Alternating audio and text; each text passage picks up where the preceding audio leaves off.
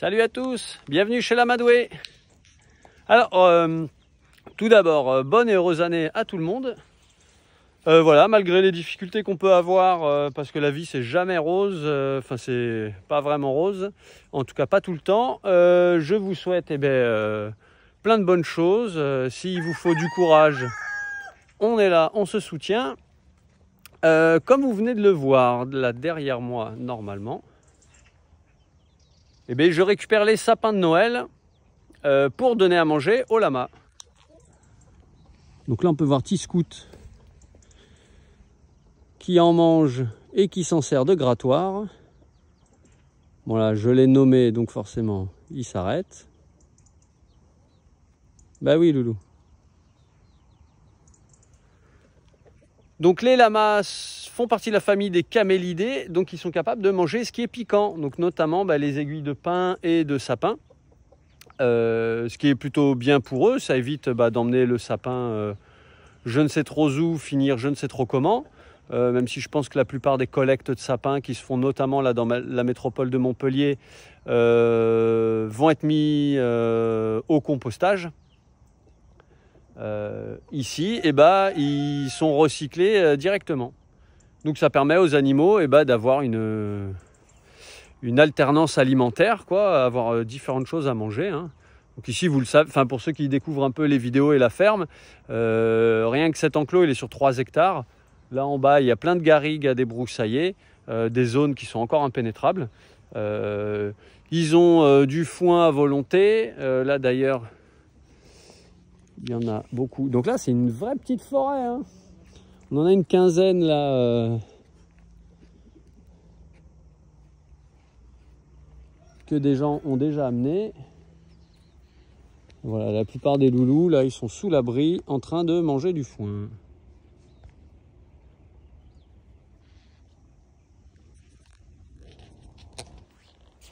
Donc voilà pour ces petites nouvelles. Donc si des gens sont dans le coin de Murviel, faites pas trop de route quand même pour ça, hein, vous pouvez déposer votre sapin devant la ferme et moi je viendrai le donner aux loulous. La commune de Murviel, ils m'ont donné un grand sapin qu'ils avaient dans le village. Ils ont carrément dû couper en deux pour l'amener ici. Lui, je l'ai amené chez les femelles.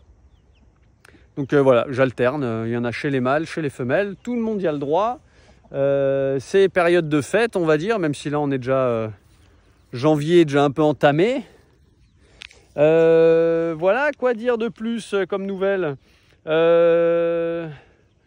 Keaton, le chien, il nous a fait un petit coup de Trafalgar chez une dame qui habite près d'ici, là où il fallait débroussailler un petit peu. Il a mangé des os cuits et moi je ne savais pas. Mais il faut que j'en parle à la dame parce qu'elle a du coup elle jetait un peu ses déchets alimentaires, notamment des os cuits qui ne peuvent pas être digérés par les carnivores. Et du coup ça crée un bouchon dans le côlon. Je ne sais pas si c'est le terme exact, mais en gros vous aurez compris que il ne pouvait plus faire caca. Donc j'appelle le veto bien évidemment, par téléphone il me donne des produits, des noms de produits à lui donner. Je lui donne, ça sort toujours pas au bout de 2 jours, puis je vois qu'il commence à dépérir, quoi, être moins en forme, ne plus manger. Donc là quand je l'ai vu ne pas vouloir manger le matin, j'ai vite rappelé le veto, du coup on l'a ouvert, on l'a opéré en urgence, donc ouverture comme ça pour faire sortir le bouchon d'os, quoi, ça faisait un bouchon comme ça. Bref, donc ça c'était un peu la petite péripétie de ce tout début 2025, mais c'est pas parce que ça commence par un coup dur qu'il y aura des coups durs tout le temps. Voilà, c'est un peu malheureusement les aléas de la vie. Voilà, il peut toujours y avoir des accidents, des incompréhensions, voilà, ça arrive. Mais moi je suis assez confiant pour 2025.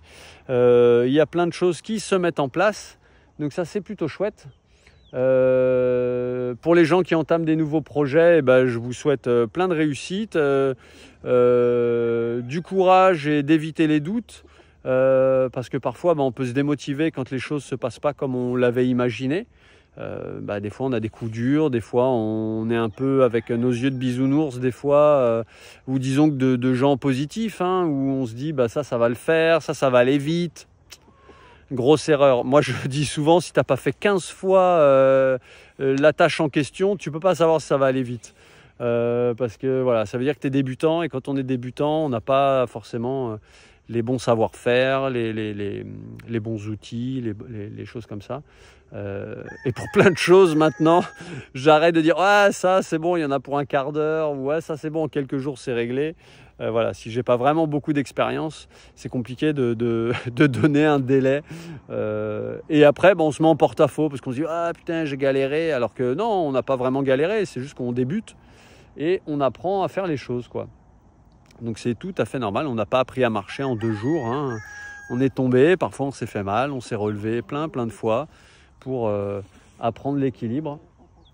Voilà, en parlant d'équilibre, j'ai pas encore fini la compta. Mais comme je disais dans des vidéos précédentes, je pense que cette année je vais mettre la ferme à l'équilibre, enfin pour 2024 en tout cas. Mais ça, je vous tiendrai au courant là-dessus. Pour ceux qui suivent les vidéos régulièrement, vous savez que je suis assez transparent. Ici, le but de ces vidéos, c'est vraiment de parler de tout, à la fois quand ça va mal, quand ça va bien, parler d'argent aussi pour aider, si on peut, à ma petite échelle, des gens qui voudraient se lancer dans des projets agricoles avec ou sans lama. On a un petit pipi caca derrière nous. Voilà. Ouais, l'idée c'est de partager ça, parce que des fois quand on se lance, des fois on n'a pas tous les tenants, les aboutissants, on ne sait pas trop combien ça va nous coûter, on ne sait pas trop ce qu'il faut faire, ce qu'il ne faut pas faire, les installations, etc. Donc c'est un peu le but de ces vidéos, quoi, de partager mes expériences. Alors comme je disais, à ma petite échelle, hein, moi ça fait 3 ans là, que j'ai des lamas, donc je suis encore débutant, hein, clairement. Même s'il y a des choses sur lesquelles ça y est, je suis rodé, mais voilà, enfin déjà je pense que dans la vie on en apprend tous les jours, mais encore plus quand ça fait que quelques années que tu débutes. Voilà. Sinon, quoi d'autre? Tous les loulous vont bien, là ils se délectent des sapins.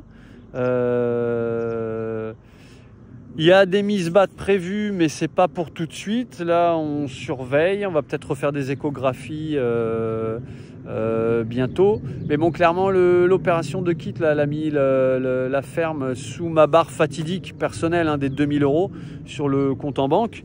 Pas que ça m'a coûté 2000 €, hein, mais voilà, le compte de la ferme est passé sous les 2000. Et c'était ma zone, on va dire, critique, entre guillemets, hein, où je voulais pas descendre.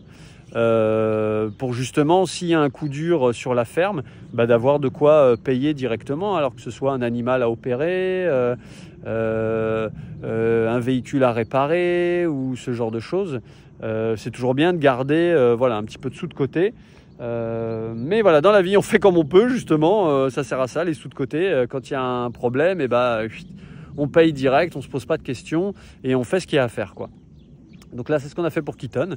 Il aurait pu en mourir, hein, si j'avais rien fait, mais clairement, c'était pas une opération délicate, hein. Pour les vétérinaires, c'est tout à fait quelque chose de tout à fait habituel et sans risque, on va dire, hein. Enfin sans risque majeur, hein. Donc il n'y avait pas de réel danger pour sa santé dès l'instant qu'on avait décidé de l'opérer, quoi.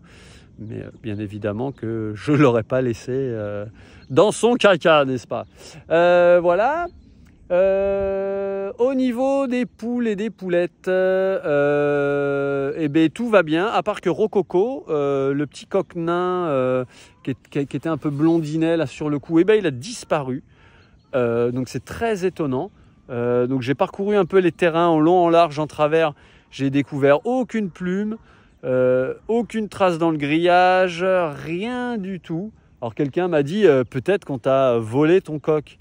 Alors bon, clairement, en général, on vole plutôt des poules que des coqs. Les gens, ils essaient plutôt de s'en débarrasser. Et je pense qu'ils auraient préféré d'autres coqs à lui. Donc, enfin, ça tient pas trop debout. J'ai aucune explication. Je sais pas du tout.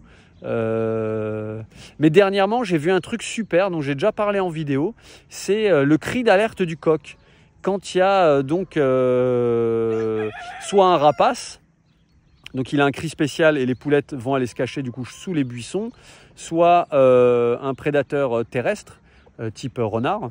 Et là elle a un cri spécial, un autre cri spécial, et et les poulettes vont aller voler, s'envoler et aller se percher dans les arbres. Eh bien, j'ai vu ça de mes propres yeux. Alors, je me tourne, désolé, je vais un peu vite. Donc derrière moi, voilà, il y a la petite colline, la butte. Et je discute avec des clients et d'un seul coup, j'entends un bruit particulier. Mais je ne pourrais plus vous le refaire parce que ça a été très vite. Et toutes les poulettes qui étaient ici, elles se sont mis à courir et à partir se cacher là-bas, derrière, tout ça. Et donc c'est tic-tac. Le coq, on va dire chef, le supérieur, enfin je ne sais pas trop comment dire ça, le boss, voilà. Et ben c'est lui qui était au milieu de la prairie, qui a fait ce cri. Toutes les poulettes sont parties se cacher et lui il est resté au milieu de la prairie pour soit potentiellement combattre, soit servir de fusible, c'est-à-dire lui se faire manger et protéger les poulettes. Donc les gens qui disent que les coqs ça sert à rien qu'à attraper les poulettes, voilà, pour moi c'est un peu une connerie. Et donc quand j'ai vu ça, et bien juste derrière les roseaux là qu'il y a là-bas, je vous fais un petit zoom.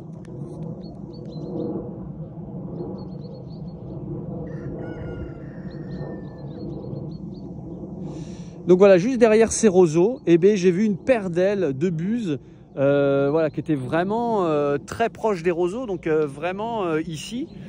Alors que j'avais jamais vu ça, hein. Ici, il y a une nichée de buse qui est très très proche de la ferme. Ça, je les vois quasiment tous les jours. Il n'y a jamais eu de problème parce que les buses ne s'attaquent pas vraiment aux poules. Elles pourraient plutôt s'attaquer aux poussins. Mais voilà, j'ai réussi à voir ça de mes propres yeux, donc c'est vraiment super. C'est quelque chose dont on m'avait parlé. Voilà, donc je connaissais l'existence, mais je ne l'avais jamais éprouvé de mes yeux, quoi. Donc c'était vraiment chouette à voir. Et Tic Tac, hein, il est vraiment resté là au milieu, donc à découvert, vraiment pour protéger les poulettes. Donc il a vraiment fait son rôle de sentinelle, de protecteur. C'était très intéressant.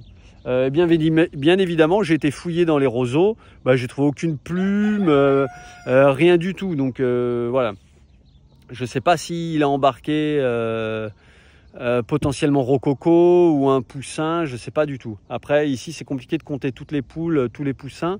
Mais voilà, pour la petite expérience, quoi. Donc je suis très très content d'avoir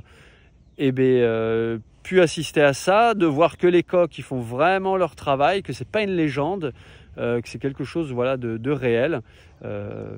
Après je comprends que les gens, les coqs ça les embête quand ils ont des tout petits poulaillers, ils sont les uns sur les autres, ça fait une bouche de plus à nourrir et dans des tout petits poulaillers tout fermés, on a moins besoin d'une vigie et d'un protecteur, quoi, hein, puisque le grillage sert à ça, quoi.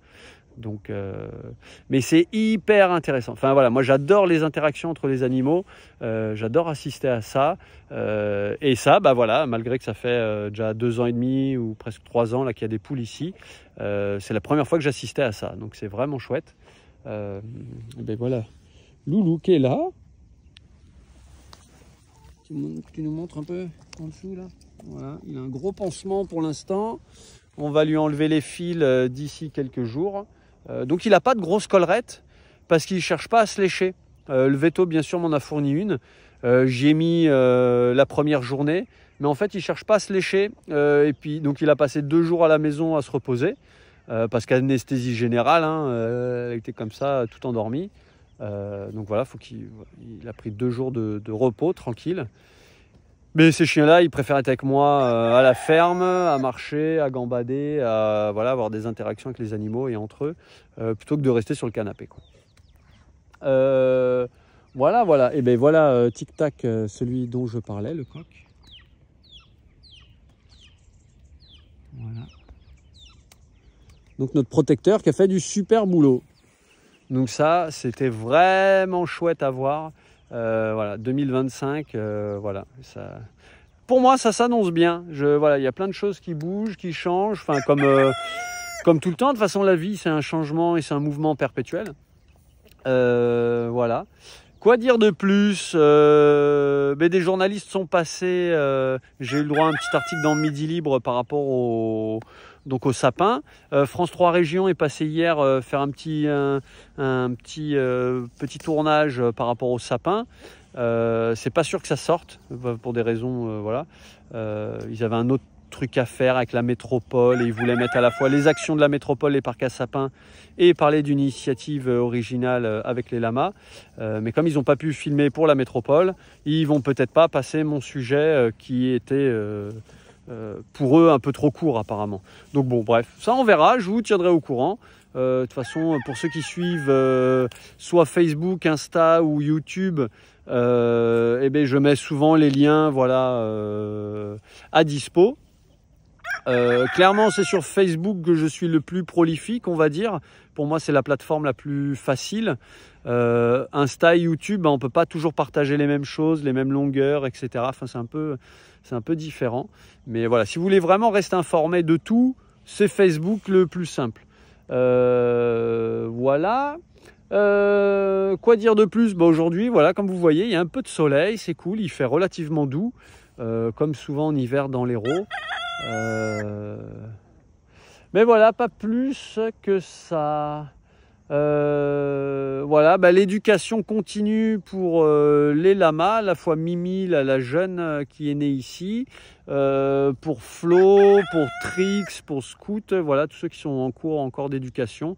Voilà, tout ça c'est en cours. En ce moment, moi je bricole pas mal. Enfin, je suis toujours voilà, 1000 choses à faire, comme d'habitude.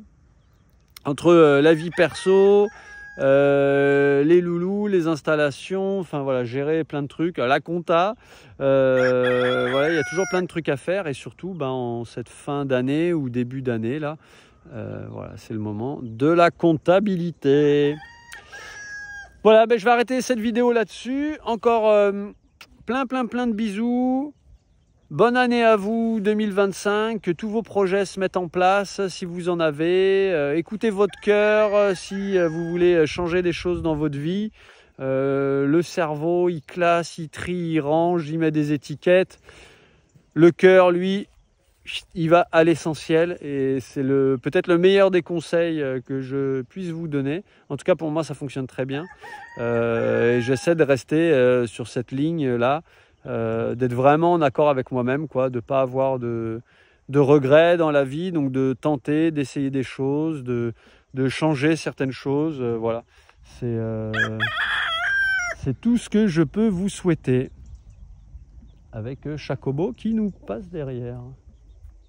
Ah toi tu as une guirlande derrière les fesses. Bah ouais, c'est Noël. C'est quand ils vont dans la garrigue, ils reviennent avec un bout de ronce, un bout de salse pareil. J'appelle ça les petites guirlandes. Allez, sur ces petites bêtises, je vous fais encore plein de bisous. Comme d'hab, je fais au moins 4 au revoir avant de couper la vidéo. Pour ceux qui ont l'habitude, c'est normal. Ici, c'est tout à l'impro, plus ou moins. Pas de filtre, pas de montage, pas de coiffure. Voilà, c'est la nature à l'état brut. La ferme dans son quotidien, voilà, avec les hauts, les bas. Ici, maintenant, vous le savez, on parle de tout. Si vous avez des questions, des interrogations, des choses pas claires ou des choses que j'ai pas dites ou j'ai pas tout dit ou j'ai pas donné des fois une bonne info, ça peut arriver. Vous pouvez le mettre en commentaire, hein, tout est bienvenu. Ici, l'idée, c'est de partager, hein, voilà, mon petit niveau d'éleveur débutant. Voilà. Allez, encore des bisous, c'est la dernière, promis. À bientôt pour d'autres vidéos. Ciao.